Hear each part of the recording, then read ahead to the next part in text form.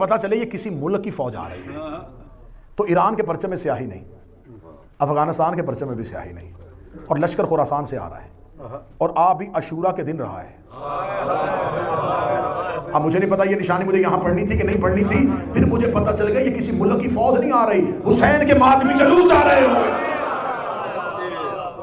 جہاں جہاں ماتمی جلوس برآمد ہو چکا ہوگا، جب پتا چلے گا امام آ گئے، جلوسوں کا رخ مکہ کی طرف ہو جائے گا، امام کی طرف چلنا شروع ہو جائے گا، رکن و مقام کے درمیان نفس زکیہ کا قتل ہو جائے گا۔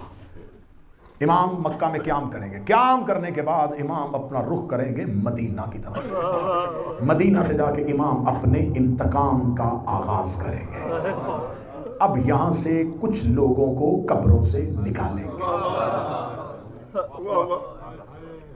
میں پوری ذمہ داری کے ساتھ پڑھ رہا ہوں، ریکارڈ ہو رہی ہے مجلس۔ مدینہ میں امام صرف قبروں میں سے کچھ مردوں کو نکال کے قتل نہیں کریں گے، ایک عورت کو بھی قتل کریں گے۔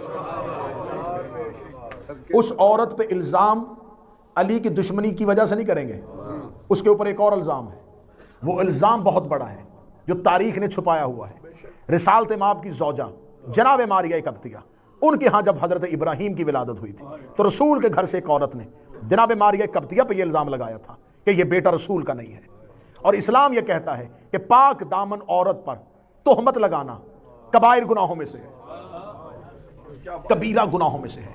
ماریہ قبطیہ نے آ کے روتے ہوئے رسالت مآب سے کہا تھا، یا رسول اللہ میرے پاک دامنی پہ ایک عورت کی طرف سے تہمت لگی ہے۔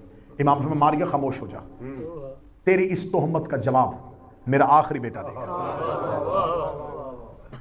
امام قبروں سے نکالیں گے، قبروں سے نکال کے مدینہ سے اپنے انتقام کا آغاز کر دیں گے۔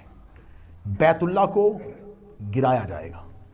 جب خانہ کعبہ کو امام گرائیں گے، امام کے لشکر میں لوگ کہیں گے یہ امام ہے، ہم سے غلطی ہو گئی، ہم نے تو سمجھا تھا کہ مہدی ہے، اس نے تو کعبہ کو گرا دیا۔ امام فرمائیں گے ان کی گردنوں پہ تلوار رکھو، ان کو میرے لشکر سے نکالو، علیحدہ کر کے ان کی گردنیں مارو۔ کیوں؟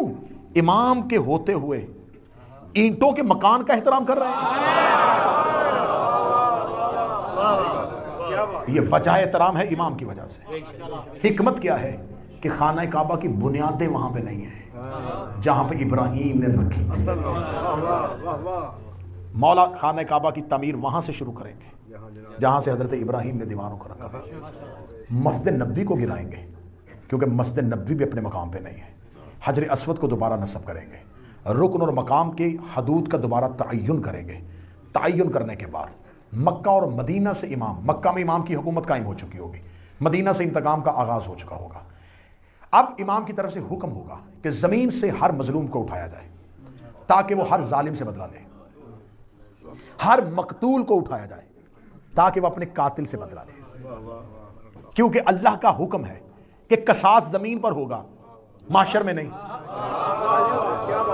زمین پر اللہ کے نمائندے کا حکومت کرنا کیوں ضروری ہوتا ہے؟ تاکہ وہ زمین پر عدل قائم کرے، وہ مظلوم کو اس کا حق دلوائے، ظالم کو سزا دے۔ رسول کے بعد حکومت